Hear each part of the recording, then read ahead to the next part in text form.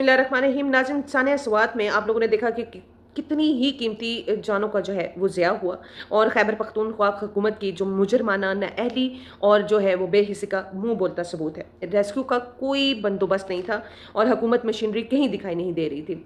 और साथ ही साथ पीटीआई हुकूमत सिर्फ सियासी बयानात और फेस सेविंग में मसरूफ़ रही और ज़मीनी हक़ाइक़ ने इनकी नाअहली को जो है वो बेनकाब कर दिया। इस पूरे वाक़ये में जहाँ पर कीमती जानों का ज़िया हुआ, वहाँ पर ये एक बात बड़ी अफ़सोसनाक है कि जो सानिया स्वात में वफ़ात पाने वाली जो मैयतें थीं, उनको कूड़े वाली जो गाड़ियाँ हैं, जिनको हम डंपर कहते हैं, उनमें डालकर मुर्दा खाने ले जाया गया। ये है 14 साल की खैबर पख्तूनख्वा की हुकूमत की जो कारकर्दगी। शहरियों का कहना है कि पीटीआई हुकूमत ने स्वात का सत्यानाश कर दिया और ज़िम्मेदारान पर जो है वो कत्ल का जो है वो मुकदमा दर्ज किया जाए। लोग फंसने के बाद रेस्क्यू हुकाम देर से क्यों पहुँचे और वहाँ पर जो लाइफ बोट्स जो हैं क्यों नहीं थी?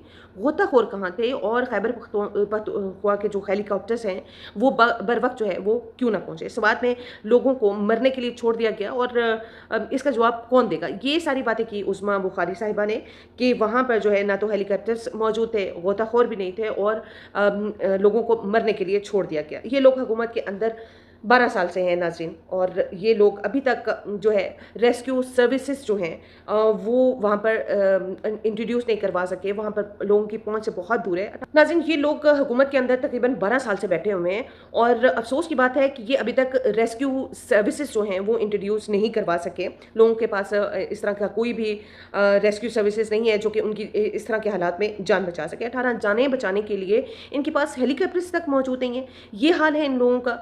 हेलीकॉप्टर्स नहीं भी थे तो एटलीस्ट एक हैवी ड्रोन जो है वो होता, जो कि जिसके ज़रिए इन लोगों की जो है वो जानें बचाई जा सकती थी। ड्रोन के ज़रिए जो है वो उनको लाइफ जैकेट्स दिए जा सकते थे और इनकी जानें जो हैं वो बचाई जा सकती थी। एक-एक करके जो ड्रोन के ज़रिए इन तक लाइफ जैकेट भेजी जा सकती थी। अगर वो पहन लेते तो वो पानी की तरफ जो है एटलीस्ट गिरते, लेकिन बच तो जाते, डूबते ना। और अगर वो आगे पहुंचकर कश्तियों पर इनको जो है वो रेस्क्यू किया जा सकता था। इनके पास ऐसा कोई निज़ाम नहीं था और बाद में इस सानिया के बाद भी एटलीस्ट अब मैं ये कहना चाहूँगी कि इस पूरे वाक़ये के बाद 24 या 48 या 72 घंटे गुजरने के बाद भी खैबर पख्तूनख्वा की हुकूमत ने ऐसे क्या इक़दामात किए कि अगर फ्यूचर में अल्लाह ना करे कि ऐसे कोई वाक़यात वहाँ पर रूनुमा होते हैं तो वहाँ पर रेस्क्यू सर्विसेज जो हैं वो बहाल की जाए। इनके पास ऐसे क्या इंतज़ामात हैं कि वो इन लोगों को जो इस तरह के सानिया में या इस तरह के सिचुएशन में फँस जाते हैं लोग, उनको बचाया जा सकता है। इस अफ़सोसनाक वाक़ये के बाद इन लोगों ने क्या मज़ीद तैयारी की? वहाँ कोई लाइफ़ जैकेट्स, कोई ड्रोन भेजे हैं। ज़्यादा से ज़्यादा ये लोग क्या करेंगे? ये सड़क बंद कर दो, वो बंद कर दो, यहाँ से नहीं आना, वहाँ से नहीं जाना। और वही जो एक टिपिकल जो तरीका पाकिस्तान में अपनाया जाता है कि ज़्यादा से ज़्यादा ये लोग क्या करेंगे कि अल्लाह ना करे कि कोई इस तरह का वाक़या रूनुमा होता है तो जी मोबाइल सर्विसेज जो हैं वो बंद कर दी जाएँ।